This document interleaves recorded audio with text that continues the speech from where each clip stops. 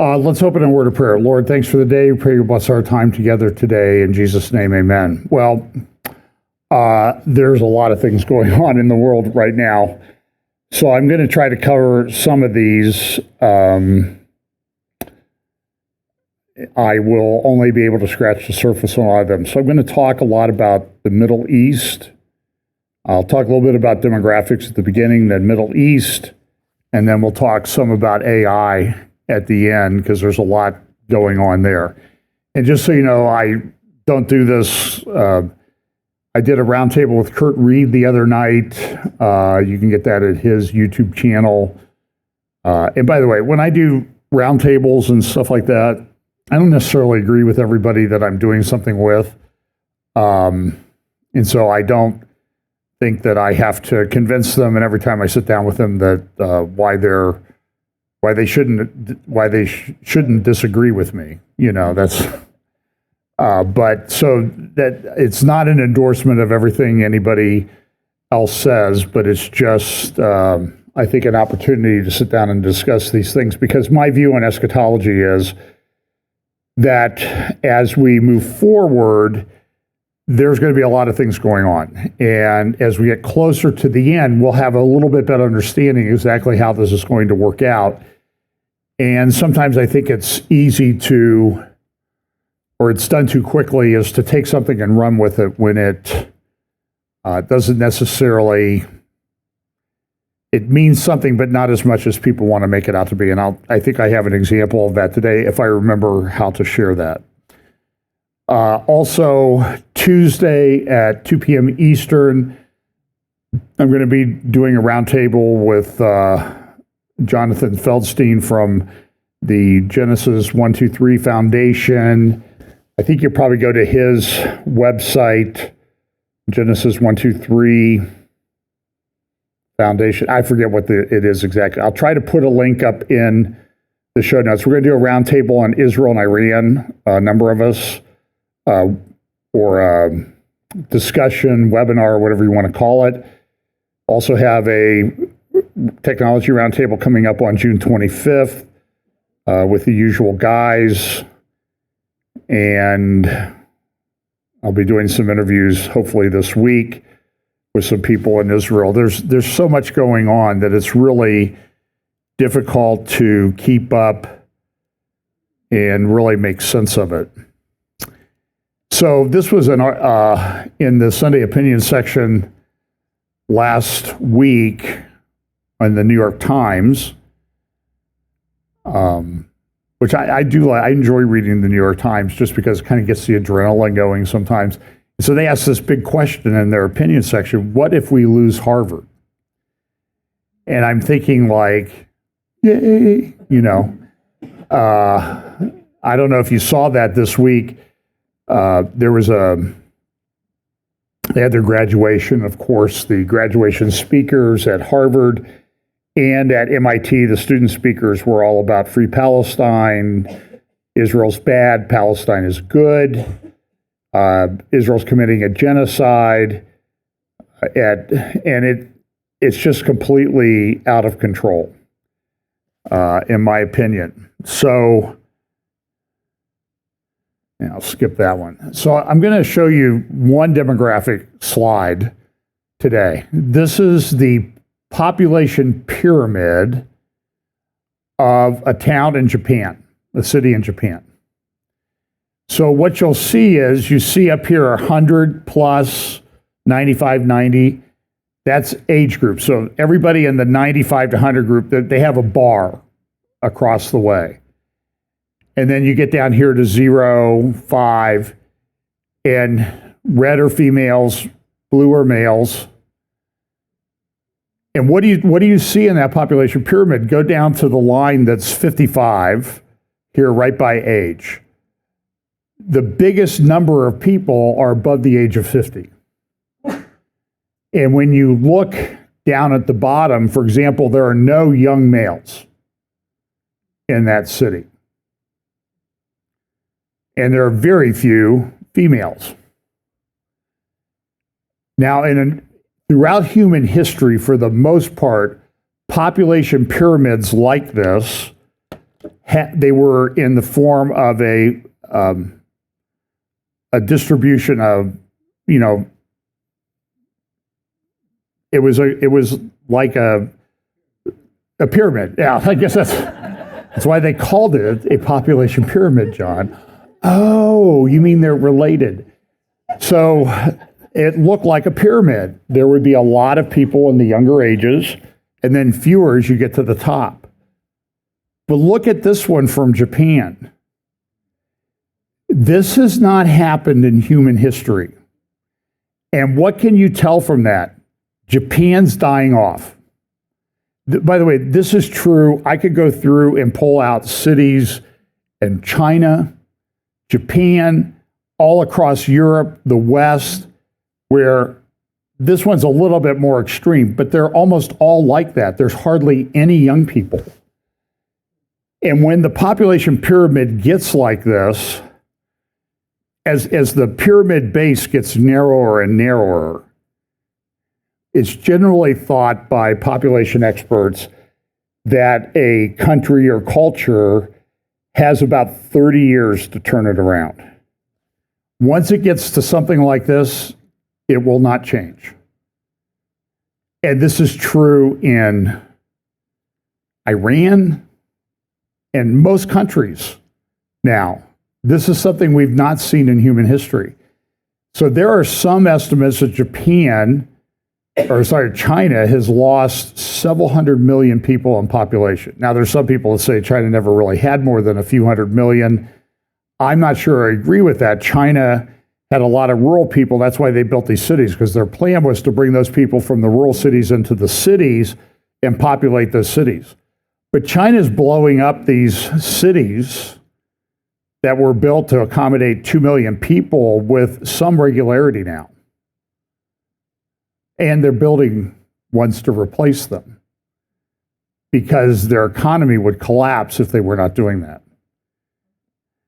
Now, it's hard to get your head around this. Especially, we live in an area where the Columbus, Ohio area is going through a period of pretty good growth. And as you drive around up here, not too far from the church, there are apartment buildings, homes, condos, schools. I mean, it's incredible, the building that's going on. We used to live in Dublin. I went over to Dublin yesterday, and it was, when you haven't been over there for a while, it's shocking what's going. I remember when it was all 2-lane roads over there. Can you imagine what it would be like if it was just still 2-lane roads? It's incredible. But this is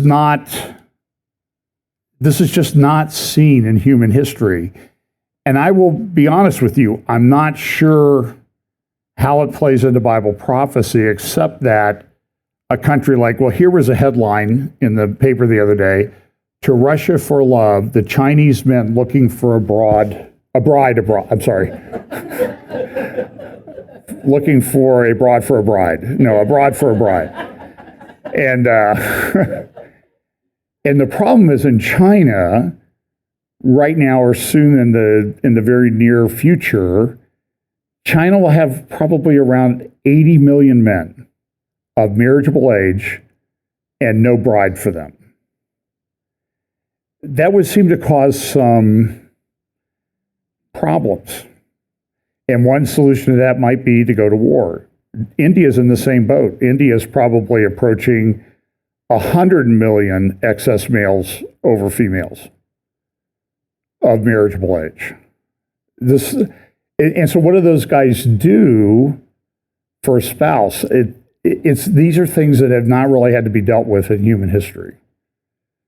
And a lot of times it's been the other way. Why? Because men go to war, and a lot of men get killed off, and there are more females than there are males. But this has completely flipped everything upside down. We stopped when Pam and I took our trip out west, we stopped and spent the night near Seattle. So in Seattle the other day, last week, they had a big rally. And the rally was organized by Christians, and it was to be pro-life and against the transgender agenda and that type of thing. And what happened was the Antifa types came and attacked the Christians. So how did the Seattle authorities react to that? We made a mistake. We should have never given the Christians a permit to express their views. And we shouldn't have allowed them to do it where they did it, because they went to the area of the city that used to be that really radical leftist, I think they called it Chaz, the Chaz area of Seattle. I mean, you wouldn't even want to go there. And the Christians did that. And so now everybody is in Seattle is like, well, it's the Christians' fault for even wanting to express themselves. And the FBI has said it's investigating targeted violence against religious groups. And I'm saying good for that. It's about time that somebody did that.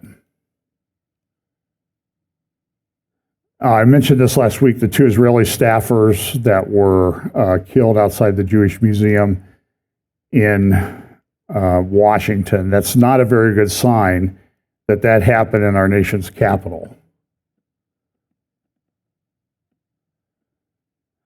It was confirmed this week that there was a big airstrike in Israel a little over a week. Well, it was actually back in April, and they confirmed that Mohammed Sinwar, one of the brothers of the Sinwar, who was the field commander, leader of Hamas in Gaza, his brother was also killed, and another brother was also killed as well.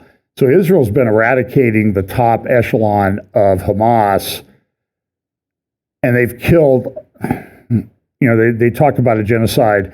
I believe the majority of the people killed, or close to the majority of the people killed in Gaza, or what I consider to be credible estimates, have been Hamas fighters. And my view of this is, look, Hamas, if you don't want the civilians killed, then don't build your facilities underneath hospitals and schools and that type of thing, which they've been doing and they can continue to do. And Israel's done probably better than any army in history to avoid civilian deaths. Yet they still get accused of conducting a genocide. And I'll talk more about that in just a moment. I want to make a comment about this.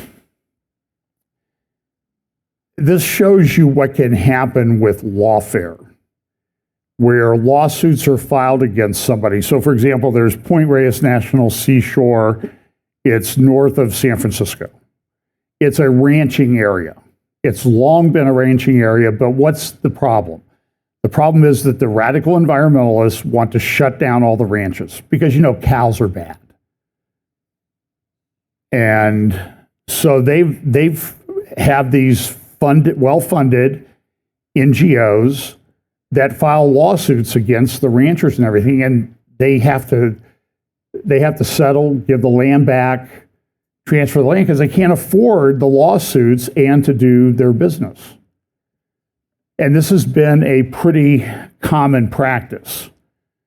So this was from, I think that's from the Epic Times last week. End of ranching, an iconic area highlights land use conflicts. And they've got a paradigm now, and that's what they do. It's the same thing they do with the Trump administration. They just file all of these lawsuits, and they'll file lawsuits, the same lawsuit in 12 different jurisdictions until they find a judge that they like, and then they'll dismiss the other cases. And they're getting away with it. It's pretty bad. So let's talk a little bit about the Middle East. So this week, Israel passed a milestone in the days since October 7th that they've been at war with Hamas, and it's now over 600 days. The 600th day anniversary was the other day. That's longer than any other war in Israel's history. The War of Independence back in 1948 and 49 was, I think, 598 days. Now they're at 600 days. This is a massive problem. There was and I'll talk more about this in a minute, there was a conference in Israel this week, but if you look at here on the right, it says 600 days have passed since October 7th, and Hamas still holds 58 Israelis, about 20 of whom are believed to be alive. During the past 600 days, 148 hostages have been freed, 105 in the 2023 ceasefire, 5 via unilateral releases, 8 in IDF rescues, and 30 in this year's ceasefire. Israel's campaign has crippled Hamas's infrastructure and rescued captives, yet unresolved ceasefire proposals stall progress. With force unlikely to free the rest, true victory requires exchanging a complete Gaza withdrawal for the remaining hostages, safe release and security. And this is the view. This is essentially an ad that somebody bought to run on the front page of the Jerusalem Post. Bring them home now. And the question is, how do you continue? And the answer is, well, we can't continue with the war. We should just do a ceasefire, get the best deal that we can. But then what are you going to do 3 years down the road? Now, in this meeting that they held this week, this seminar, one of the panelists is a person, he's in the Knesset, and he, this is in Hebrew, so you can't understand, so I'm just playing the video to show that he actually said this, but he was saying is, listen, in order to end this conflict in Gaza, we have to prioritize Iran, because Iran is the head of the snake. And this is pretty true across about 80% of the Israeli political spectrum. They think we have to deal with Iran. We have to do something with Iran, and we can't have a two-state solution. Yet the whole world is pushing, as you'll see in some other slides today, the world is pushing like crazy for a two-state solution. That is sort of the default position. And it's really kind of insane. So he was saying, listen, if we don't prioritize Iran, then we can crush Hamas, but the extremism in Gaza won't end. And the answer is, how do you deal with this particular situation? Because going back to what it was before October 7th is not tolerable. And I've asked friends in Israel this. This is the way my mind thinks. It's sort of like, okay, we know what Israel's done since October 7th. But if they had really taken seriously the intel and data that they had, that an attack was coming, what should they have done before October 6th?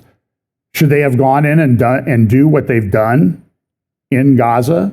How would the world react to that if they hadn't been attacked? You think it's bad now. Israel was brutally attacked on October 7th. But I see these Hamas channels and people like the top graduates at Harvard and MIT, they say, oh no, Israel killed their own people on October 7th. It's insanity. And how do you argue or rationalize with people that are that insane on the facts? It's just, and the answer is, I don't know. I honestly don't know. I think you have to crush them. But even people in the past in Israel that have said we have to crush our enemy, we have to humiliate them, now don't say that, because we have to get the hostages back. We have to get the hostages back. And everybody wants to get the hostages back. And who do you want to be the leader of the country to make that determination as to what you're going to do? That's a very difficult position to be in. And it's easy to say, well, just release the hostages. Hamas, let me put it this way, Hamas is never going to release all of the hostages until all of Hamas is dead. That's the only way this is going to happen. They've held bodies for 25 years because they know that's in Jewish thought, in religious thought, the body is important. And so they take advantage of that. These are evil, despicable people. And I don't know what the answer is. This problem, though, with Islam and the Muslim Brotherhood is a problem all over the place. So leaked to Politico this week was a report in France saying, hey, France, we have a big problem with the Muslim Brotherhood in France. And what's the response been? All of the Arab countries, oh, you're making it up. It's Islamophobic, what you're saying. And so when reality, the answer to reality is to claim Islamophobia. You're just afraid of Muslims. You shouldn't be afraid of Muslims. But there's a reality there in the whole world. It's almost hard to talk about this every week because it seems like the world is just absolutely insane and off their rocker, a large portion of it.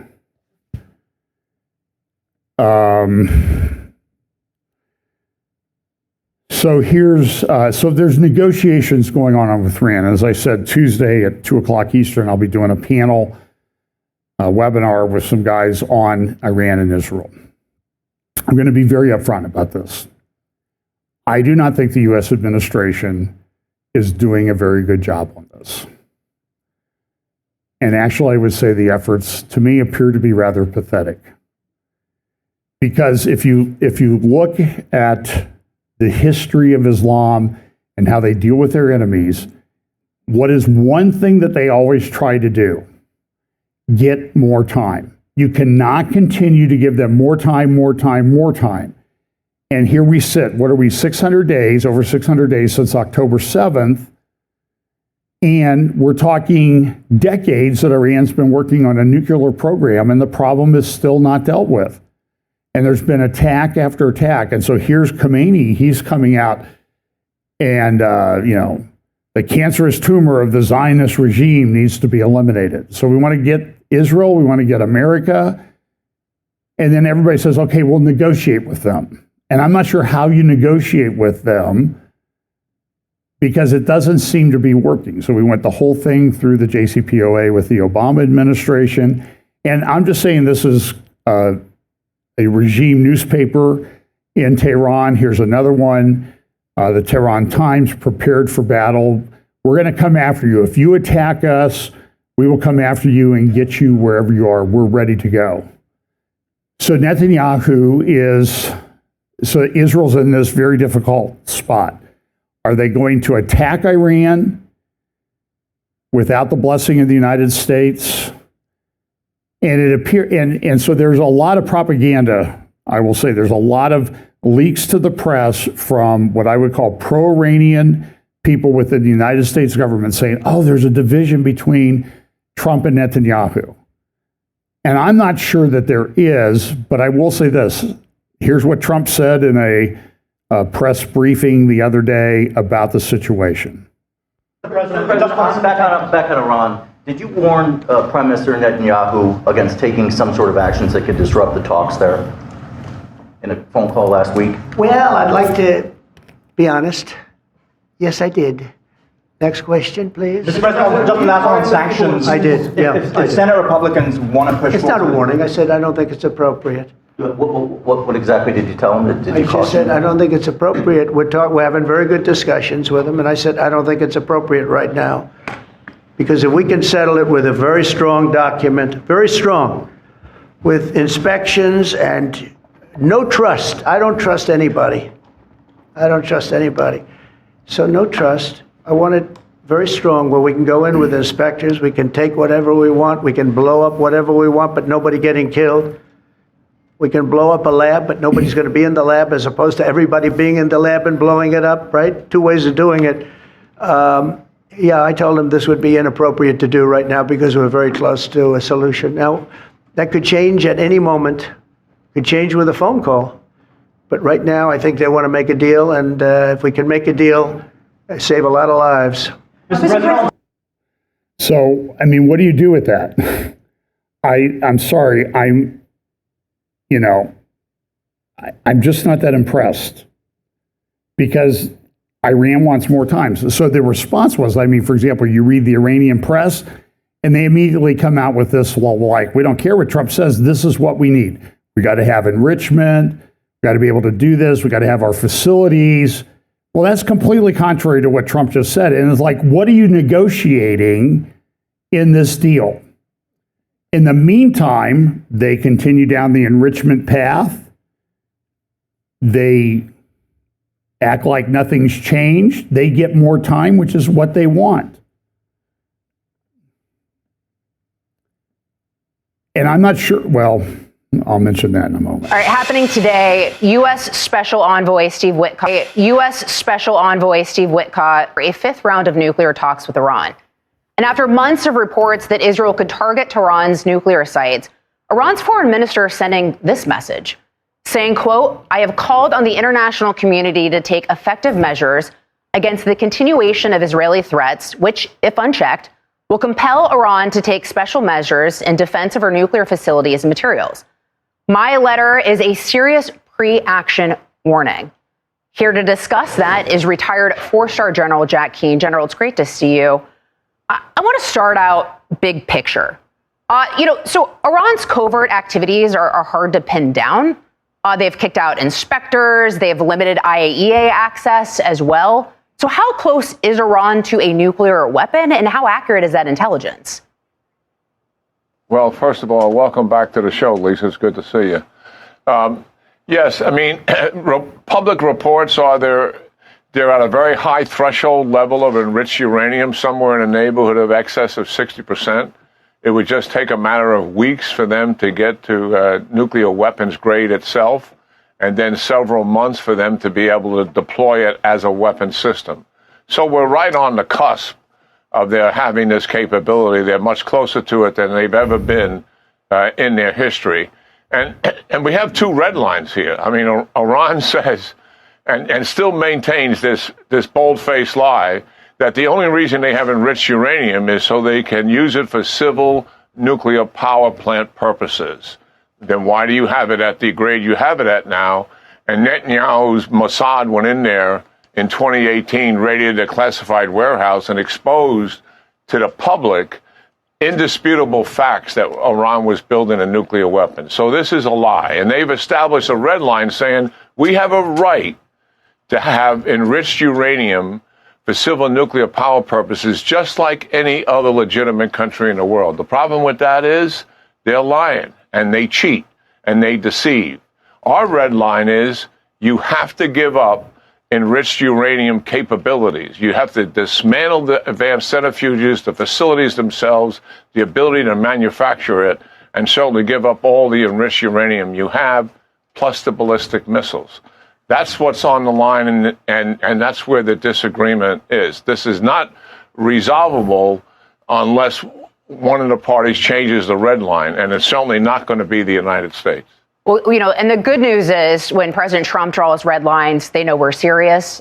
They saw that when he has implemented the maximum pressure campaign against Iran, also taking out Qasem Soleimani. So I think with that backdrop, these negotiations look a lot different than they looked under, President Obama, or even what they've seen from the Biden administration these past 4 years. So this is a massive problem. So everywhere you look this week were reports that there was an intelligence report that Iran's nuclear weapons program was still active. And this was a report from Austria. I've been trying to get a copy of it. I haven't seen it yet, so I'm trusting the press reports, the press people that have seen it, that they describe it accurately. But the Iranian nuclear weapons program is still active. So we've been, Trump's been in office now once since January 20th, so that'd be February, March, April, May, almost 5 months, going on 4.5 months. And nothing's changed in the whole thing. Not one thing has changed. And it's a big problem. And then early on in the Trump administration, the Office of the Director of National Intelligence, director is Tulsi Gabbard now, she went to Congress and said, Iran's not engaged in an active nuclear weapons program. And now Austria comes out and says, no, that's wrong. And the question is, who's telling us the truth on this? And I'm saying, assume the worst with Iran. I mean, that's what you have to do. So here what it says, the ODNI report is stuck in the past. This is what David Albright at the Institute for Science and International Security, which is ISIS, by the way, ISIS, but it's not that ISIS. The ODNI report is stuck in the past, a remnant of the fallacious, unclassified national intelligence estimate back in 2007 that said Iran wasn't doing anything. And we know that that's not true. The danger of the Islamic Republic of Iran as a state sponsor of terrorism and its atomic weapons programs was cited 99 times in the 211-page report that covers pressing threats to Austria's democracy. Now, wait a minute. Why would Austria consider what's going on in Iran to be a threat to Austrian democracy? Somebody I asked Tucker Carlson to answer that question because he's like, well, what does Iran have to do with us? They're so far away. It's a big world. We don't live in the 19th century, Tucker. Missiles can fly across oceans. Iran's one of the leading missile manufacturers in the world. Russia's entered into some big agreements with them recently. And so this is a report. This is Wall Street Journal on Friday. Israel fears being hamstrung by the Iran talks. And that's true. Israel is feeling hamstrung. I've talked to people in Israel quite a bit, and they're like, what is going on? We don't feel like we can act, and we feel if we act against Iran, we're going to blow up our relationship with the United States, which is very important to us. And we don't have the ability to get ammunition everywhere. And around the world, all of these countries are saying we're going to boycott Israel completely. No arms, no food, nothing. And so Israel's trying to walk a very thin line about what do they do. And they're sort of at the point where, what are we going to do?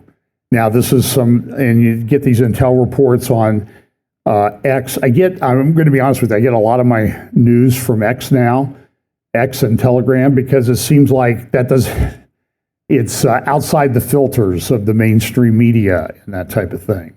Now, it's not always true. You get a lot of, if you spend any time on X, there's a lot of garbage out there. But so I have some open source intelligence people that I follow. Sources close to the Israeli Knesset say Israel could strike Iran between June 1st and 3rd. Okay, well, today's June 1st, as I'm speaking. So between now and Tuesday, is it going to happen? I don't know. We've been hearing this for months, that an attack is imminent. This is from, now that was related to the Harvard thing. That was related to the Harvard thing. By the way, listen to this kid. I'm backing up for a second. Stanley Zong is a kid. He wanted to go to an elite university. He had a 4.42 GPA, a 1590 SAT, ranked in the top 1% of the USA Computing Olympiad. He built a free e-signing platform, reached the semifinals of the Google Code Jam, and placed second in MIT's Battle Code. Still, 15 of 18 colleges rejected him, including Stanford, MIT, Carnegie Mellon, and even Cal Poly. And you're telling me that all the people that they're getting are better than this kid academically? No. They still are on their little crazy woke agenda. Anyway, so back to Israel and Iran. Israel's been in this war for a long time. Israel is hurting. This is taking a big toll on families. I know from talking to people that reservists are having trouble in their marriages because they need to be working, but they're at war, causing economic problems, hardships in household. And it's a problem for Israel. They're now 600 days into it. Israel's not a very big country. And everybody within Israel, I can assure you, knows somebody who's involved in the IDF and military, intelligence, security apparatus. Lee Smith, who I think is somebody you should follow, Lee Smith, DC, and says, he asked this question: why are MAGA influencers and Trump officials trying to make Trump lose? He wrote an article at Tablet Magazine. Its link is in the show notes below, I'm pretty sure.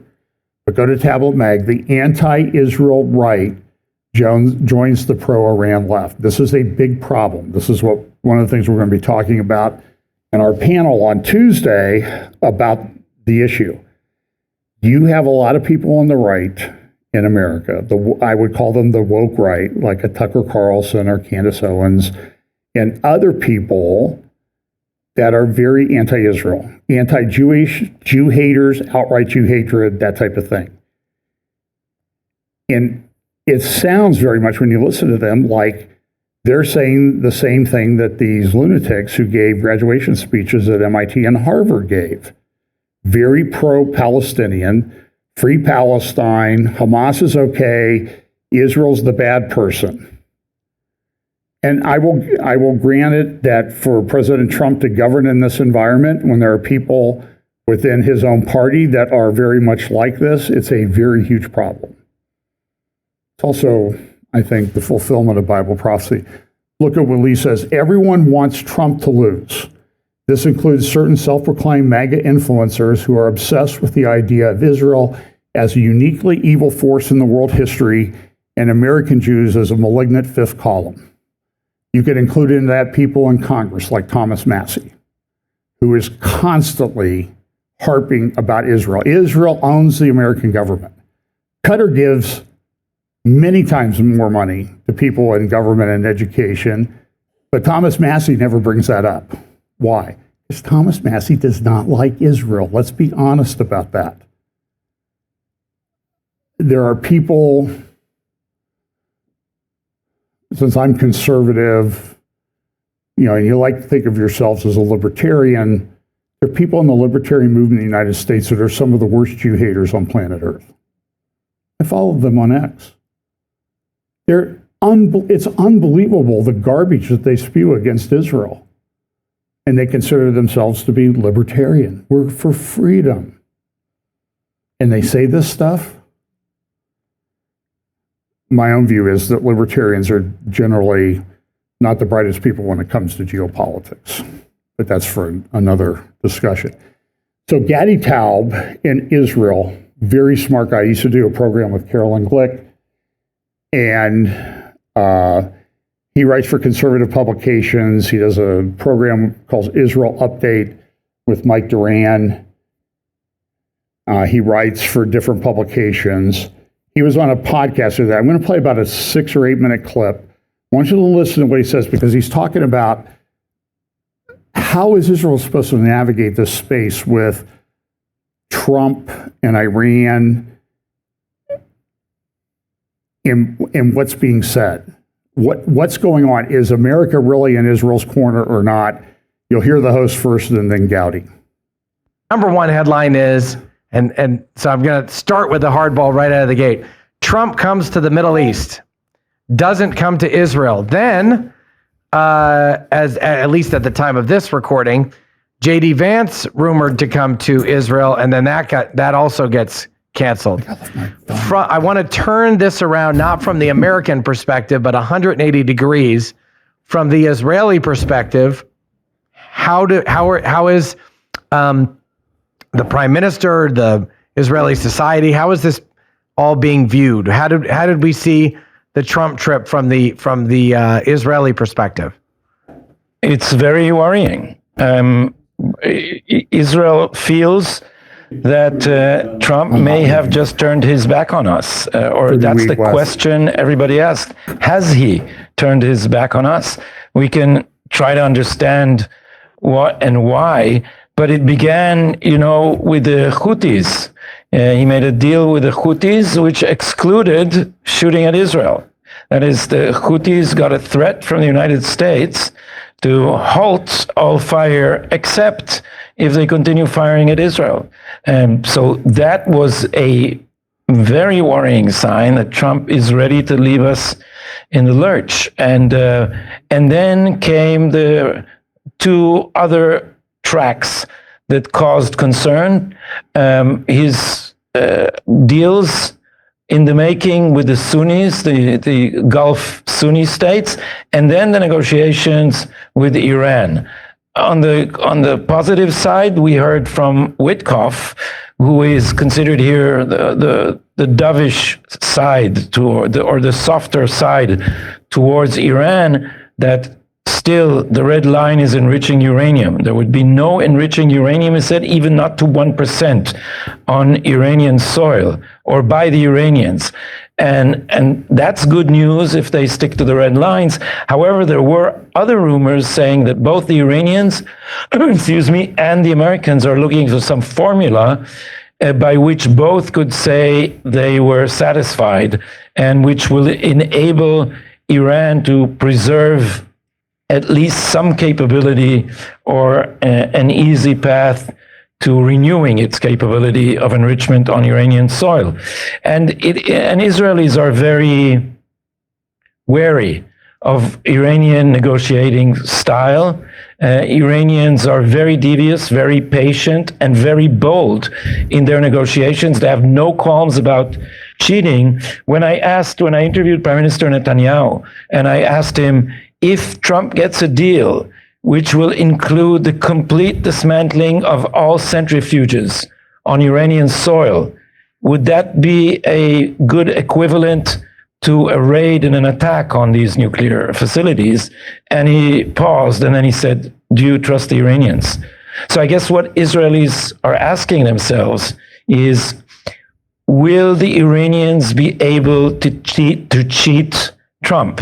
Or will Trump, in the end, give way at the expense of the future security of the whole region? So we don't have an answer to that, regrettably. The Iranians are very good at cheating, but you also need to factor in that Obama was willing to be cheated. In fact, Obama participated in the cheating, and that does not seem to be what Trump is doing. So I'd say the best interpretation of this most worrying of the three tracks, I didn't mention Gaza yet, that's the third arena, but the most worrying is Iran.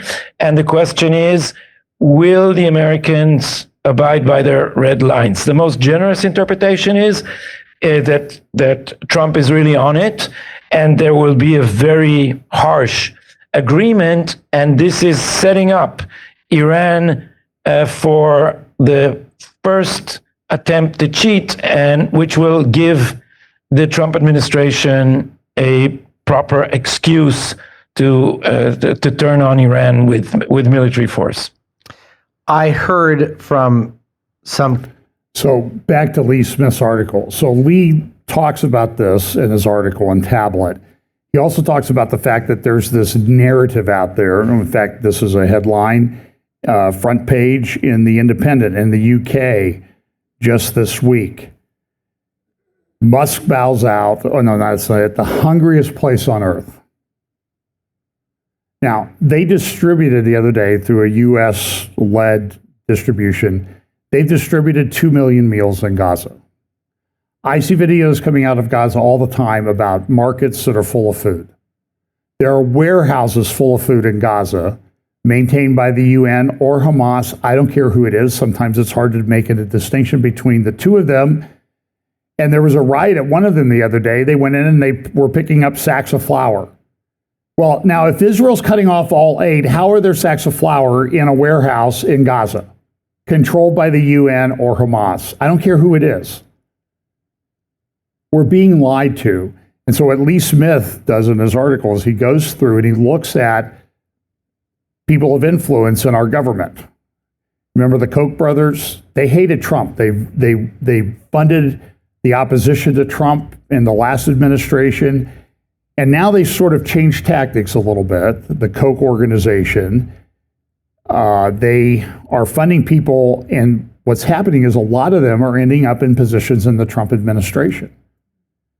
And so we're getting all these leaks all the time out of the Trump administration, and it's like, what's going on? Who's controlling things? And the question a lot of people has, are we being played? And so you'll see people, like one person who Lee Smith says is funded by the Kochs, is a lady named Cindy McCain, the widow of John McCain. And she's out there saying, oh, this is hunger, this is famine, this is Israel-caused famine in Gaza. And by the way, when you see the hostages released, the ones that have been released, who looks like they're starving? The hostages. They look like survivors from Auschwitz, and the Hamas fighters look pretty good. Like, they seem to be getting food, and aid goes in, it gets stolen by Hamas, then they sell it for high prices, or they hold it, and then they claim, oh, look, see, people are starving, and it's all Israel's fault when they're the ones that have been doing it. It's just this vicious cycle. So this article at the Substack, I think I included a link to this in the notes below this video, the Gaza Passion Play and the Myth Makers of Revolution. Now, Einat Wilf is a very intelligent lady. She started out on the left. She's now a committed Zionist. She was very much in favor of Oslo back in the days, back in the 90s, and now she says Oslo was a serious mistake. Now, I would say it was pretty clear that Oslo was always theater, but if she's on the right side now, that's okay. But listen to what she says.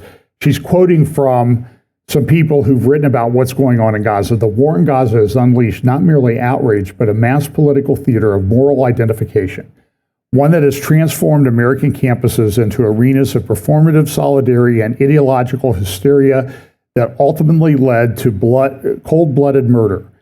Once again, the Palestinian has been transfigured into the universal symbol of resistance, the Christ of the post-colonial world, bearing the sins of the West, crucified daily by the same abstract forces, whiteness, capitalism, Zionism, imperialism, that once animated rhetoric in the 1970s.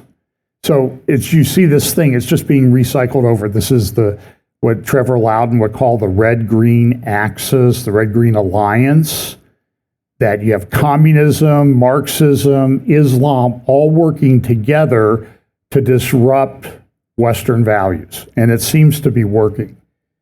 This article was in the Jerusalem Post just today. Anti-capitalism, anti-Semitism, and the global intifada. The global intifada movement, the article says, a growing wave of fervent activism against Israel's policies has merged in complex ways with radical anti-capitalist sentiments. At first glance, anti-capitalism and the global intifada might seem separate. One critiques economic systems, the other takes a militant stance against Israeli state actions. But they often feed each other, sharing a common narrative that blames a small, powerful group for global suffering and injustice. This sounds very much like Candace Owens' channel and what she says. And so it's an enormous problem. Here's an example of what's going on. So this little girl, there was a video that was released of her, and all the anti-Israel channels had it. Every one of them put up this video, and you see it in the lower right-hand corner. See the video there? The little girl walking through the flames, trying to escape the fire. Okay, and it looks, first of all, that's not how people walk through flames. I'm sorry, especially children. And so this was a total propaganda piece. Danny Seaman in his channel this week, straight up, he did a pretty good interview on it. And this is the little girl after the fire. Now, what do you notice about her? There's no cinder burns. Her hair is fine. You know, her clothes are fine. And this is what they call it, Pallywood, because there's this made-up propaganda videos all the time.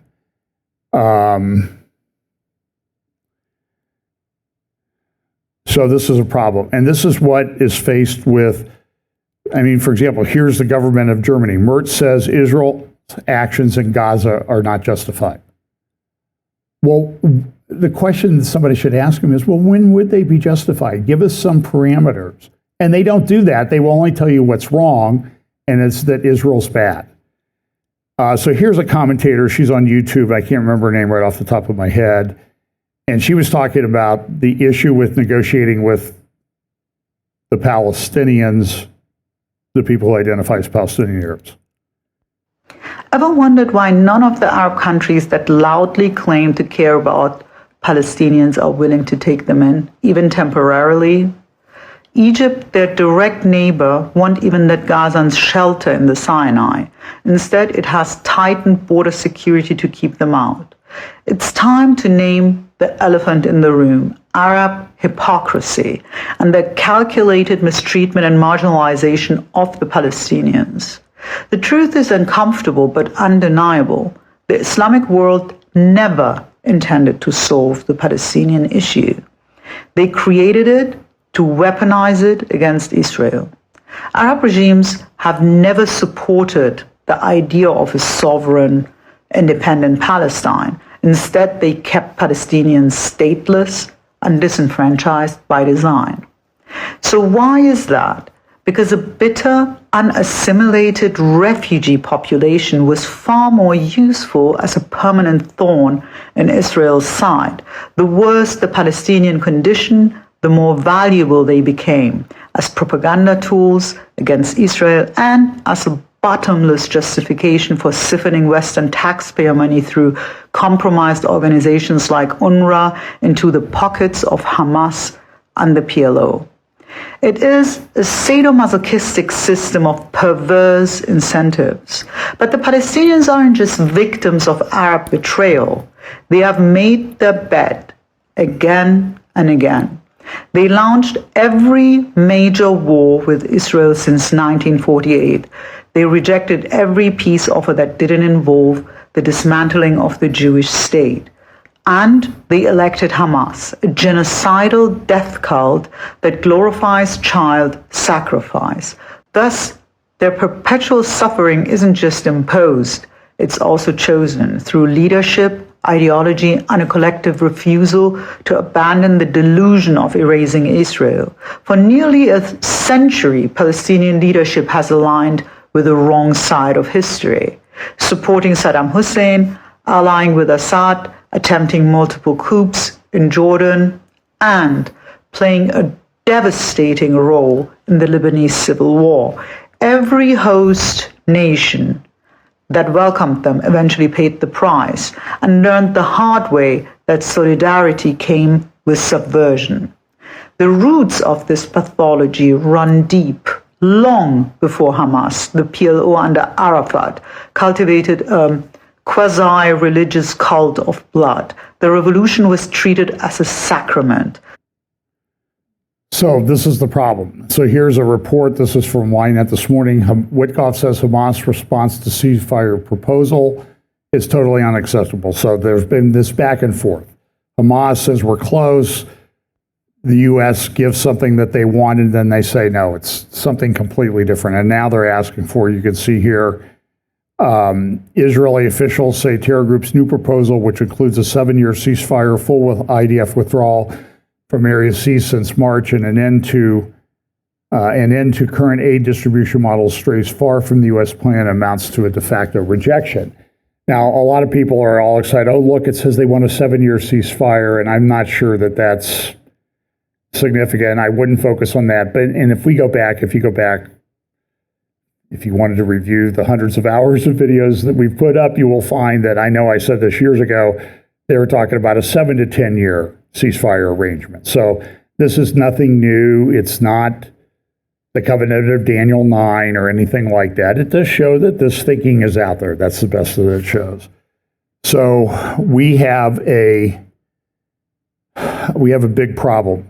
So what are we going to do? They're going to create a Palestinian state. Mike Huckabee came out in support of a Palestinian state. Did you know this? He was on Fox the other day. Listen to this. I heard that the French were trying to spearhead this effort to get a meeting together with the United Nations, the purpose of which supposedly is to recognize a Palestinian state. First of all, it's incredibly inappropriate in the midst of a war that Israel is dealing with, really support it, by the way, to go out and present something that I think increasingly Israelis are steadfast against. October 7th changed a lot of things. If France is really so determined to see a Palestinian state, I've got a suggestion for them. Carve out a piece of the French Riviera and create a Palestinian state. They're welcome to do that, but they're not welcome to impose that kind of pressure on a sovereign nation. And I find it revolting that they think that they have the right to do such a thing. I hope they'll reconsider. But the United States will not participate, simply will not be a part of such a ruse. And this is a picture of what's going on in France as we speak. This is Paris. Now, I don't know if this is Islamic protest. I will be very honest with you about that. The French did win a big soccer match the other day, and it could be just exuberant fans, but you do see people running around with Palestinian flags up and down the street. There was a car ramming incident in Paris.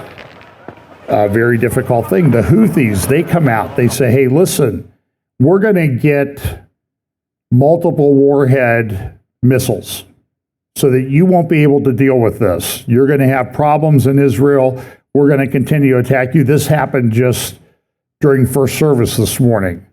This was an attack. You see internally, Israel's in a lot of turmoil. Ehud Olmert and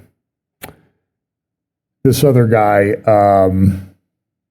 former IDF deputy chief of staff, Yair Golan, had come out and said Israel's just killing people for sport in Israel. And so what this is going to do, this is going to weaponize the International Court of Criminal Court against Israel. They've threatened more indictments, and it's going to make these things easier, even though the cases at the ICC are in jeopardy, because the guy who brought them is now on a semi-permanent leave because of sexual assault allegations brought by people on his staff. So it was when those allegations started to surface that he came out and said, oh, well, the people in Israel should be arrested.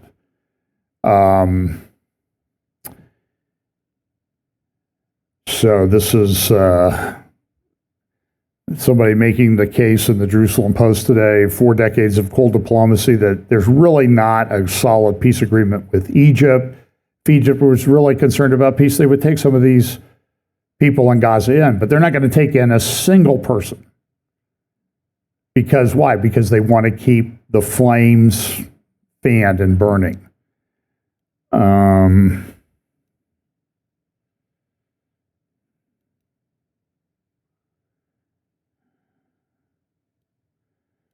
Okay, I have a bunch of other stuff, but I'm going to try to, I'm going to do a little bit on AI now. So listen, the Israel thing is in a complete state of flux. Who knows what's going to happen over the next week? Israel could attack Iran. The problem with that attack is related to the reports that come out. For example, the IAEA comes out and says, hey, we've got this problem. They're enriching uranium. They have secret sites that they haven't told us about, and this is the problem. Israel could go in and wipe out all the sites that they know about. They haven't destroyed the institutional knowledge of people in Iran. So this is going to be a problem that they have to deal with over and over and over again. They might kick the can down the road a little bit, but until that regime falls and changes, this is never going to change. So I want to talk a little bit about AI. This is from the French newspaper Le Monde. Meta joins the race to develop augmented reality for the U.S. military alongside Anduril. Anduril is a company, they're building a big drone plant down here on the south side of Columbus. Their guy that heads it up is a guy named Palmer Luckey. He worked with Meta, Facebook, for a long time. He got fired back in 2017 when he supported the Trump. It came out that he had supported the Trump election in 2016. Now he's back with Zuckerberg, and they're trying to build AI weapons systems, AI-based weapons system. And this AI stuff is developing so quickly that whatever I talk about today, by the time we get to our next roundtable at the end of June, it's going to be out of date. That's how quick things are moving. But I want you to read a little bit of this article here. This is in the New York Times today. And there's some thinking in the prophecy community that some of the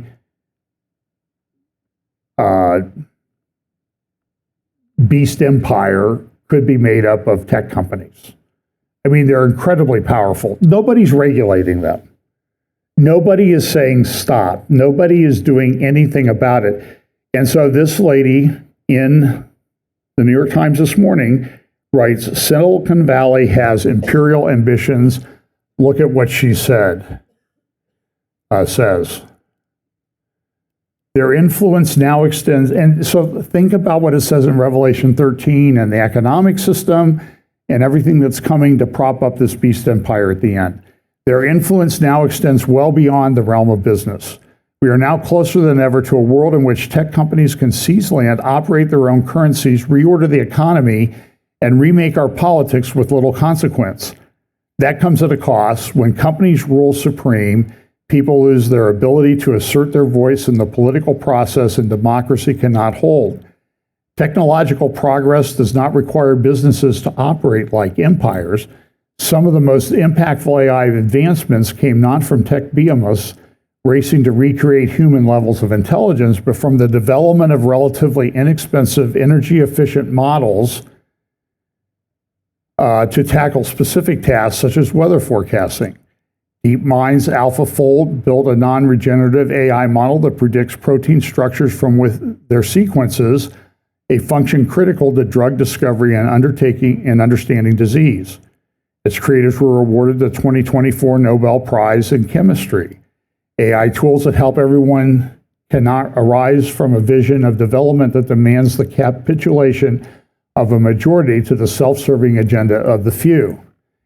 And this is a problem. It's developing so quickly, it's not regulated. You see people running around Washington and other capitals, oh, we got to do something about this, we got to regulate this. And for 2 years, people have been saying, we got to do this. Eliezer Lukowski, a couple years ago, wrote that article in Time magazine back in March of 2023, saying, listen, if these AI guys aren't going to agree to some kind of regulation, we need to go blow up their facilities. And he's one of the tech guys who's led this. It's a problem. And then here's an example. This is Palantir. Trump taps, this is in the New York Times on Friday. Not in the paper yet, it'll probably appear in publication sometime soon. Trump taps Palantir to compile data on Americans. Here's what it says. In March, President Trump signed an executive order calling for the federal government to share data across agencies, raising questions of whether he might compile a master list of personal information on Americans that could give him untold surveillance power. Now, I will say, this has stuff been in process for a long time, and the New York Times kept their mouth shut by and large. But they did complain about the data, hoovering up of personal data that tech companies were doing. They have complained about that. And so now we have Palantir, big defense contractor, is talking about getting this together. Here's another article. This is from the New York Times this week. Energy Department unveils supercomputer that merges with AI. It's now said that something like 25% of coding in the computer field is being done by AI. I get ads all the time. Incorporate AI into your law practice. And when you do, you won't have to have young associates. And then the question becomes, okay, that's fine for now, but what happens when you need somebody that can maybe double check whether AI is actually giving you the right kind of information and you don't have anybody that you've trained? I mean, listen, there is a blessing to being in your 70s at this point, because you know that you're need to deal with this for a very, very long time is very, very unlikely. But what about the future for others? You know, I mean, look, I think the Lord's coming back soon, but I don't know. Nobody does. And companies are like, here's Britain facing a new era of security threat. They're going to get their British fighters to carry bombs. Israel came out this week. This is an interesting report. Israel released footage confirming that its new directed energy weapon, Iron Beam, is in active service and was used to shoot down drones launched by Hezbollah last year. That's good. Every interception costs Israel no more than $5 US, as opposed to $50,000 or $100,000 Iron Dome missile. Not bad. Here's a report from News Nation about the Israeli system.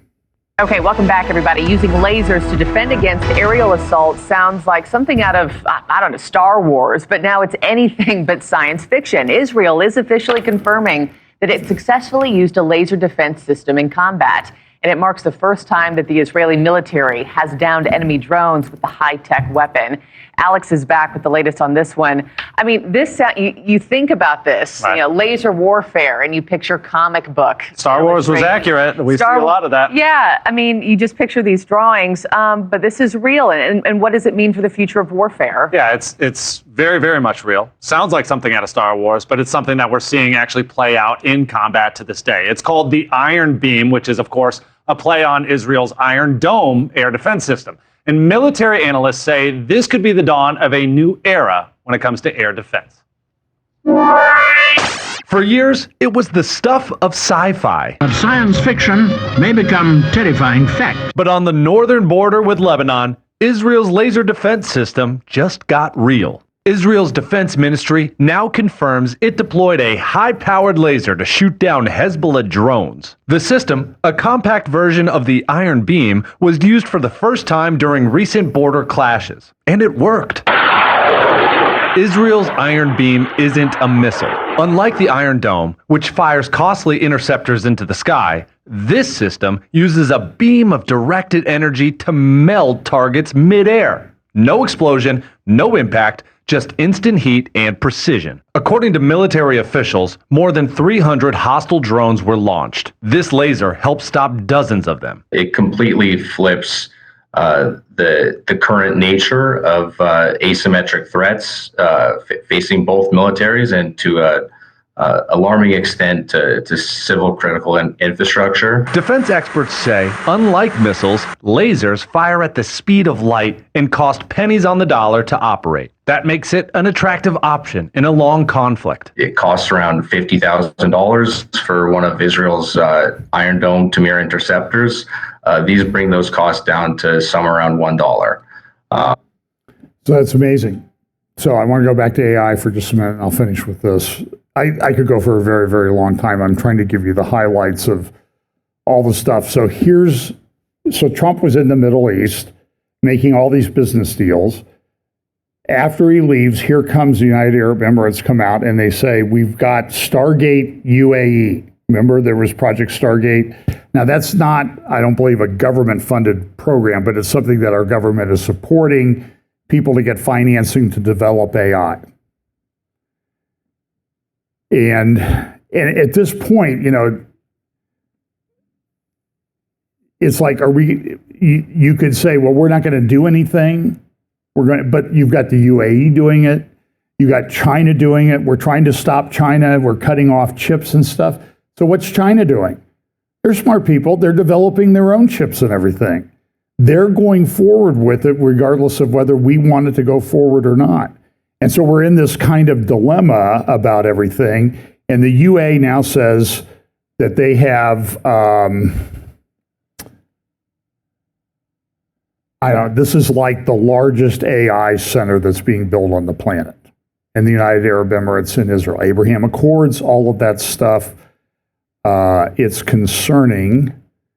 Going to take a lot of power. So I'm going to play a clip from Bannon's War Room. I'll finish with this. Before I do that, let me just say this. There's a lot of information about people claiming Trump's corrupt and that type of thing. And I've got concerns about it. They're into crypto, his sons. They're building resorts in Qatar. I don't like any of this. I don't like the look of it. I don't think it's good. But there was this report came out that they're going to build Trump Tower in Damascus. Hey, look, here's Trump Tower in Damascus. So is that going to happen or not? And the answer is, that's what some guy's saying he's going to do. That does not mean that he's doing it. I have to do one other thing. I told somebody I was going to do this. So here is the other thing that's happening is the Trump administration is really getting into a relationship with al-Shara in Syria. This is the former al-Nusra guy. I don't trust him. And so here's a big meeting with the U.S. representative on the left. We're going to get all these things done. And this is from the cradle. This is what al-Shara said yesterday. Syria and Israel share common enemies. And I don't know. I just don't trust the whole thing that's happening. So that's in the cradle. So here is the other thing that's tied to this is the ascendancy of Erdogan. This is Jonathan Spire in Jerusalem Post. It's been a good few weeks for Turkish President Erdogan. All current indications suggest that the Turkish leader is making notable advances in his effort to place Turkey at the center of regional strategic affairs. As Erdogan's Turkey builds its power and influence, its opposition to and agitation against Israel is continuing unabated. Observe, this week Erdogan hosted al-Shara, the current interim president of Syria, at the palace in Istanbul. This was Shara's third visit to Turkey since he assumed power in Syria in December. The Syrian leader thanked, I guess I don't know, is he getting frequent stay points at the Istanbul hotels? This was Shara's third visit. The Syrian leader thanked Erdogan for what he called Ankara's critical support in securing the lifting of international sanctions against his country. U.S. and European decisions to lift sanctions against Syria opened the way for Shara to acquire critical funds for reconstruction in Syria and potentially to consolidate his own rule. And Saudi Arabia is heavily involved in this, and that came out of the meetings that Trump had with Saudi Arabia as well. There's a lot going on in that space. Jonathan Spire, a couple links, the link to this article and also one he wrote back in 2004 that you should read. But he also says, listen, this Erdogan thing is not pro-Israel in any stretch of the imagination. And he cites this article in Yeni Safek. This is the front page of the Yeni Safek on Tuesday or Wednesday this week. And it just says that Israel is starving people in Gaza, and we need to eradicate the people starving the people in Gaza. That's Erdogan's own newspaper. So this is not to believe, and I cite this poster all the time. Yesterday, Hagia Sophia. Today, Damascus. Tomorrow, Al-Aqsa. That tells you what Turkey's about. And this is in the Washington Examiner. I think it's a pretty good article. The U.S. must war game in an Israel-Turkey conflict.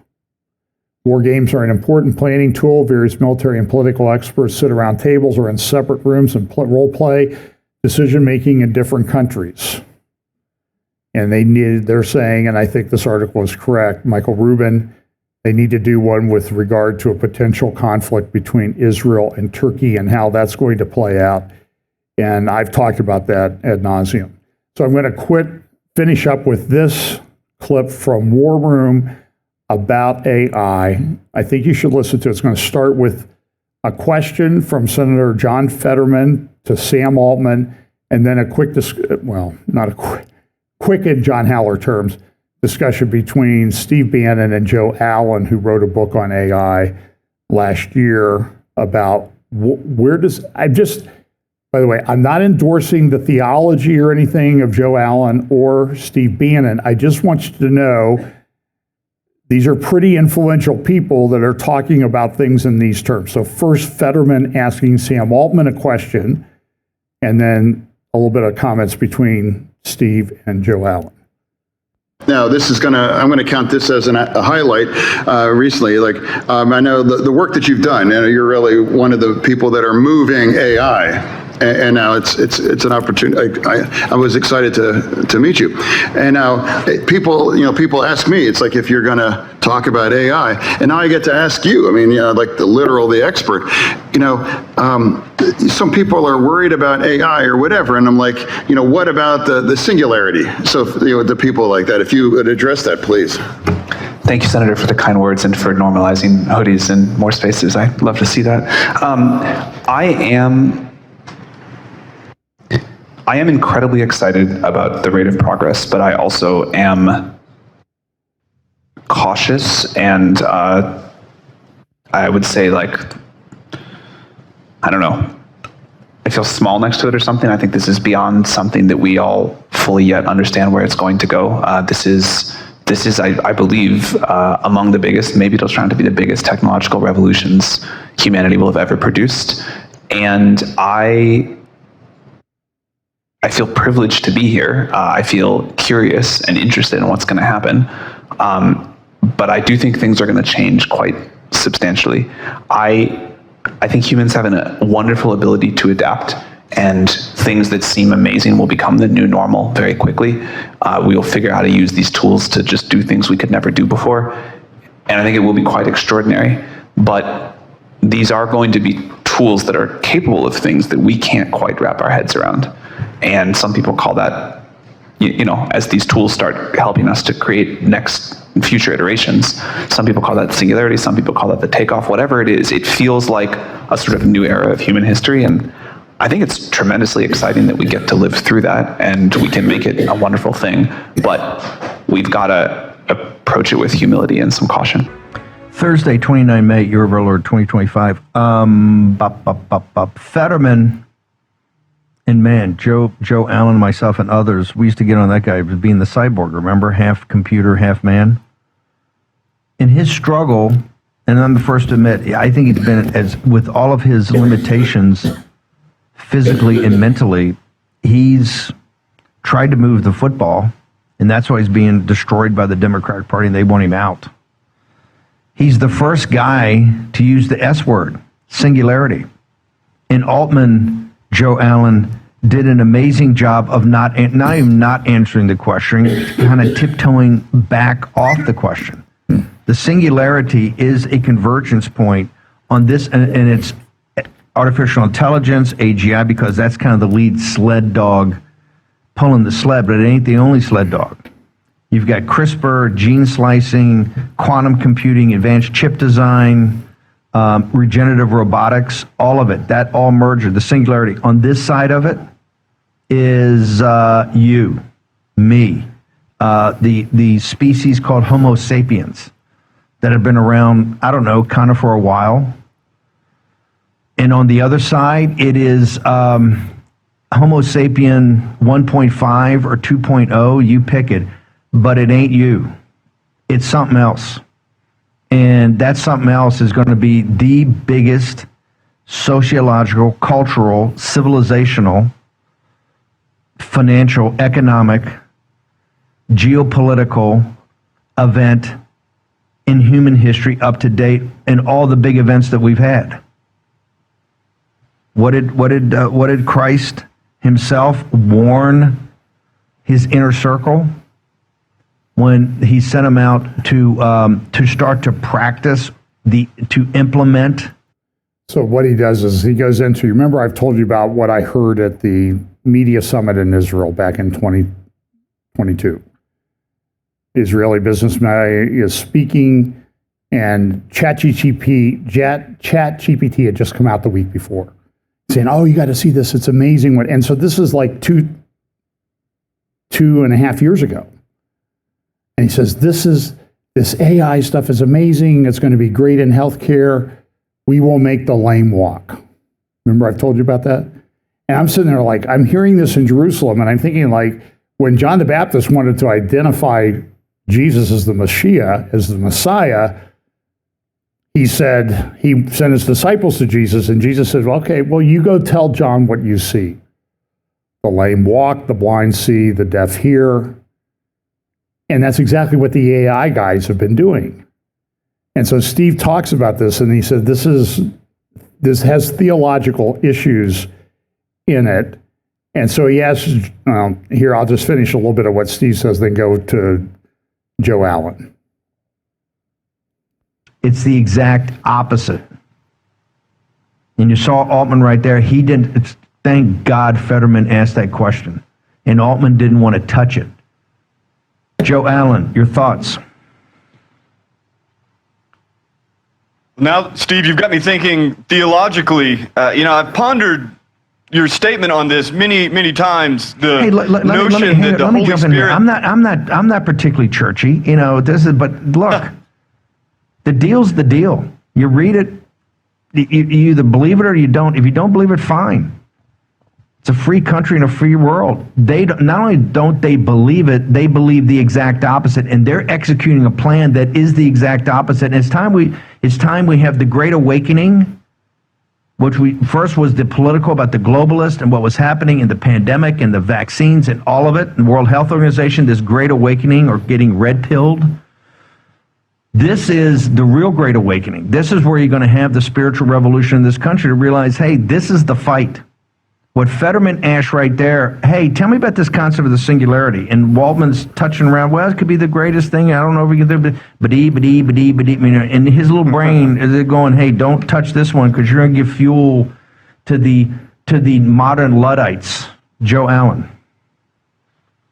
Yeah, absolutely. I think if people really understood the implications of the singularity, most would reject it. I mean, you see already in public polling, most people in America are already pretty unenthusiastic about AI. In fact, most people, according to a recent Pew survey, are much more inclined to think of the dangers of AI than the benefits, and I think rightly so. The singularity concept has been pointed out many times. It is a materialist inversion of the spiritual concept of the apocalypse, of the revelation, of the end of the world giving way to a kingdom of heaven. This is why Ray Kurzweil chose the title, The Singularity is Near.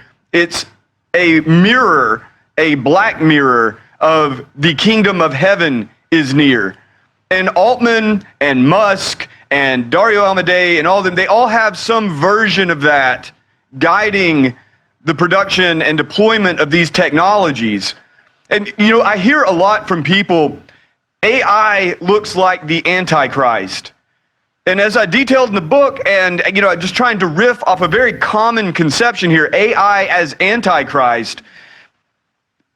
Anti is against, of course, but it is in place of. So what is in place of Christ? Well, you're talking about making the blind see. You're talking about making the lame walk. You're talking about conferring this immaterial kind of supernatural knowledge or wisdom.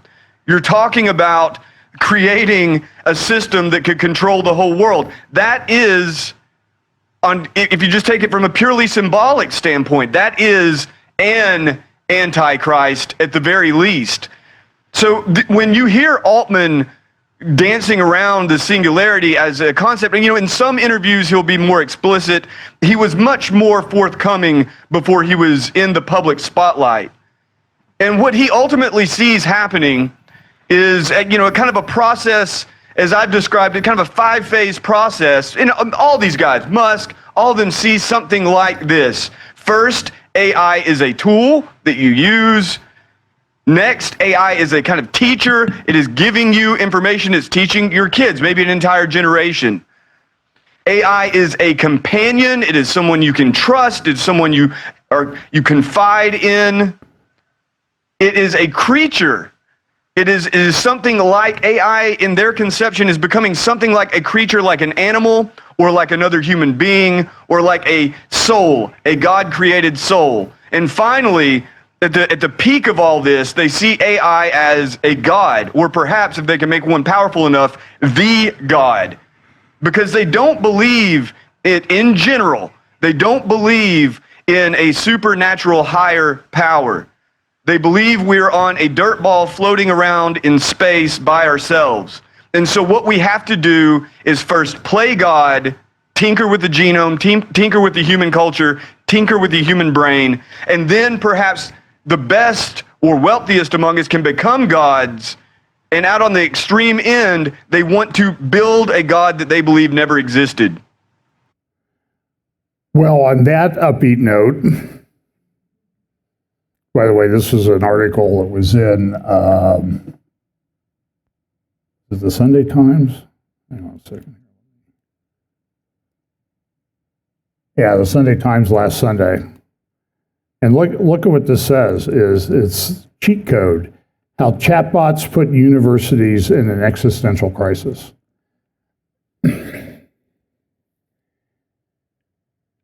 I wish I could give you like a roadmap to how to exactly what's going to happen. I don't know. I'm just telling you, we are at a very different, strange inflection point. These companies are very powerful, as you saw from that editorial in the New York Times this morning. You need to be in the Word of God and in prayer. Steel your mind, steel your heart, because it's not just universities in an existential crisis. I believe it's the whole world with this coming. And right now, it's unregulated. And I don't know exactly where it's going, but it's growing at a tremendous rate. And the philosophical basis behind this is exactly what Joel Allen said. It's Antichrist. It's in place of Christ. So is it, I don't think it's the Antichrist, but it's an Antichrist. And what did Jesus warn about? In the end times, there would be what? Many Antichrists. Many will come and deceive many. And so we need to be really in prayer. And on that upbeat note, I'll continue this till the next time. Let's pray. Lord, we just pray that you will guard our hearts and fill us with your Holy Spirit. Give us wisdom, knowledge, understanding of the things and the times in which we live and how we might use that knowledge to bring others to a saving knowledge of you through your Son, Jesus Christ, and his perfect sacrifice on the cross. Pray that you'll give us opportunities to share that glorious message. Bless us this week in Jesus' name. Amen.